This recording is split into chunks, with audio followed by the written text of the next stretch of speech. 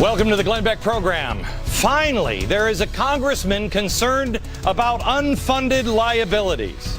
Yeah, the only problem is, without any sense of irony here, this congressman is talking about the unfunded liabilities of BP. Maybe diverting reserves to dividend payments when they have an unfunded liability that could reach $37 billion.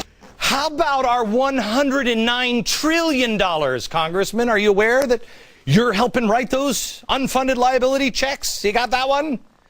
No. Don't worry about that. Let's rush to pass a law making sure that BP pays off their unfunded liabilities before anything else. The hypocrisy and the lack of the sense of irony is shocking to me. Also, the president has come out and compared the BP oil spill to 9/11, and everybody is reacting to this comment with outrage. It's nothing like 9/11. Yeah. You have to think like the President of the United States or you'll miss his point. He's not comparing the tragedies. He is comparing what's going to happen, what happened after the tragedy. What's coming your way will be as life-altering, if not more so, as 9/11 was. And I will show you what he has in store and how no one or no fact can ever change this president's mind. Next.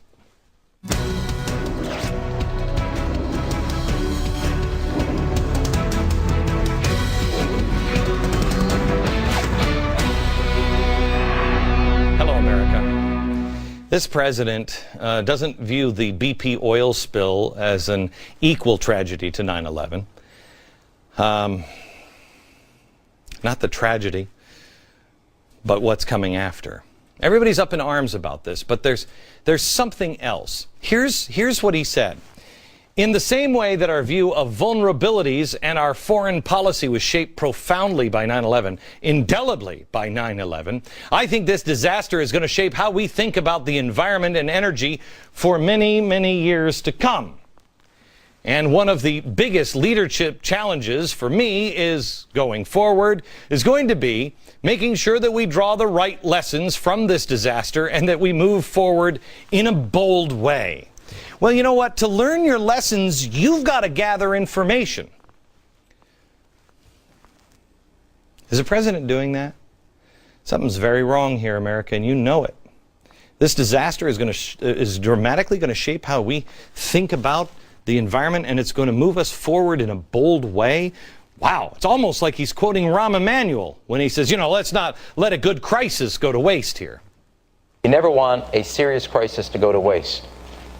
And what I mean by that, it's an opportunity to do things that you think you could not do before. Okay, there's a report out now that says the administration has talked to Senators Lieberman and Kerry, who drafted the American Power Act, cap and trade, told them that a new energy deal must include serious effort to price carbon as a way to slowly affect climate change.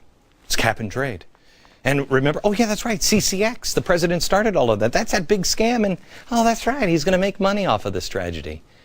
Well, he won't, but all of his friends will. The president is using the BP oil spill crisis to jam cap and trade right down your throat. That's why he compared it to 9/11. It's not, you're going to have to make a sacrifice, America. Remember when, after 9/11, you wouldn't have stood in line at the airport for the extra security checks and taking your shoes and belt off. No, you wouldn't have done it before. But now, in the name of safety and national security, we'll do it. We'll do it. Yet they'll still keep the border down south and up north open. Don't think that one through. Just take off your belt and your shoes. In the wake of the BP oil spill, your sacrifice will be the extra money that you have to pay now as energy prices will, quoting the president, necessarily skyrocket as we abandon oil prematurely before the alternative energy is ready to carry the load. That's why he compared this to 9/11, because there's sacrifice coming your way. Here's another comparison. After the 9/11 attacks, do you remember how everyone seemed so concerned with the Muslim backlash? The ACLU, here it is. Sanctioned biased racial profiling since 9/11. President campaigned against this. He was tired of Muslims just being randomly picked up off the street. The ACLU practically predicted the evil American citizen will just start slaughtering random Muslims in the street. Oh, it's horrible. Remember all the lectures that we had? They're not all terrorists, as if we needed to be told. Really? Yeah. Let me ask you this. Where's the ACLU? Talking about all the local gas stations, BP, being vandalized or shot at. Oh, look, there's some vandalization. Oh, there's some more vandalization. Wait till you see the one where they shot out the front window. It's great. Yep. Hey, all Muslims are not extremists, but those mom and pop gas station owners, they're all responsible for what's happening in the oil spill. All of them. Yeah. Yeah, that's weird. Have you seen anybody in the media really take that to town? Have you seen all the experts that saying, hey, don't take it out. Look, they shot out the window. Don't take it out. They're all like that. Have you heard the uproar from people coming out and saying, hey, just because I work for BP, I didn't spill the oil? No, that's not happening now. It's weird. There's no rush to defend a completely innocent capitalist. No, they're still rushing to make sure we understand that there's no such thing as Islamic extremism. But the mom and pop BP store, guilty, polluting the Gulf. It's okay, we'll look the other way if you want to shoot out their windows. Really? Well, all BP employees are alike, They are. They're all like that. All gas station owners, all oil rig workers, they're all alike. Those people. But don't rush to judge those disadvantaged malcontents who just flew a couple of planes into our buildings because they were helpless. Here's another comparison for you. Everybody's reporting on these comments by the president, but they're missing the point. Here it is. I have not spoken to him directly, and here's the reason. Because my experience is when you talk to a guy like a BP CEO, he's going to say all the right things to me. I'm not interested in words. I'm interested in action. Yes, he's right. When you talk to a guy like that, typical, what do you think it is? Is it a typical capitalist? Maybe it's a typical capitalist. He'll just tell you what he wants to hear. Yeah, I'll meet with Mahmoud Ahmadinejad. Oh, sure.